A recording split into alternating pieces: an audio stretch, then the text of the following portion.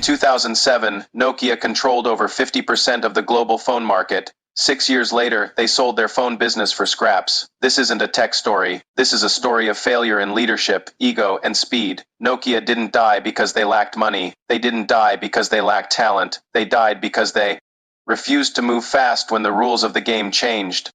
And if you think this can't happen to your business, your career, or even just your plans for the future, you're already in danger. Let's break down how it happened. Back in the late 1990s and early 2000s, Nokia wasn't just winning, they were completely untouchable.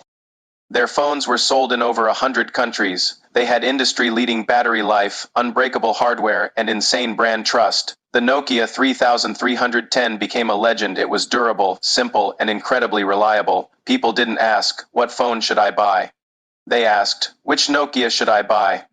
By 2007, the numbers were staggering.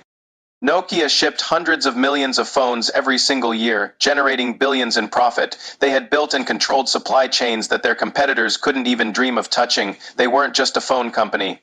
They were the absolute standard, and that right there is where the rot began to set in. January 2007. Steve Jobs walks on stage and introduces the iPhone. No physical keyboard, a screen you could touch. It was entirely focused on software inside Nokia's headquarters. The executives laughed. They saw the iPhone as too expensive, too fragile, and a niche product for a tiny market. But here's the fatal mistake they made. They judged the iPhone as a phone, not as a platform.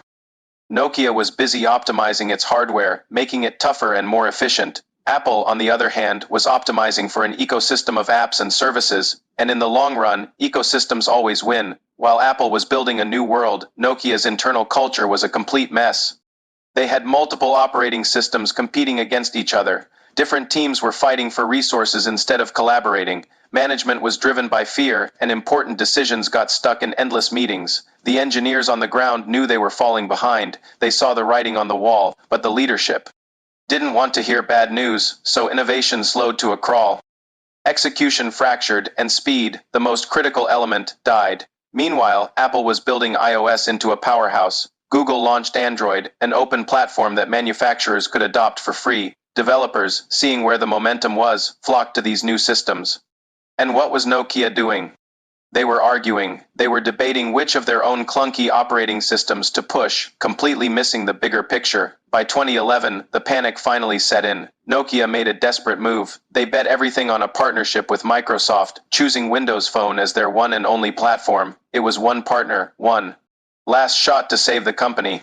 But it was too late. The ecosystem had already moved on. There were no killer apps on Windows Phone. There was no excitement from developers to build for it. And most importantly, there was no user demand. People wanted iPhones and Androids. The market share collapse was brutal and swift, from over 50% of the global market. Nokia plummeted to single digits. In 2014, in a final act of surrender, Nokia sold its entire phone business to Microsoft. A company that once ruled the industry became a mere footnote in its history. So let's be crystal clear about this. Nokia didn't fail because of technology. It failed because of its mindset. The leaders believed that their massive size guaranteed their safety. They believed that their past wins would secure their future dominance. They believed that being the market leader made them immune to disruption. They were wrong on all counts. Markets don't care about your history. Users don't care about your legacy, and competitors will never wait for your permission to innovate. If you move slow, you die. It's that simple. So what are the lessons you should steal from this disaster? What should Nokia have done, and more importantly, what should you do? First, adapt faster than feels comfortable. Second, kill internal politics the moment they appear. Third, build for ecosystems, not just standalone products. Fourth, reward people who tell you the truth, not just what you want to hear. And finally, always assume that disruption is coming for you. Comfort is expensive. Speed is everything. If this breakdown made you think differently, subscribe to the channel. If you don't want to become the next Nokia, like the video, and comment adapt below if you understand that standing still is the fastest way to lose. In our next video, we'll look at another giant that thought it was untouchable and wasn't. Don't miss it.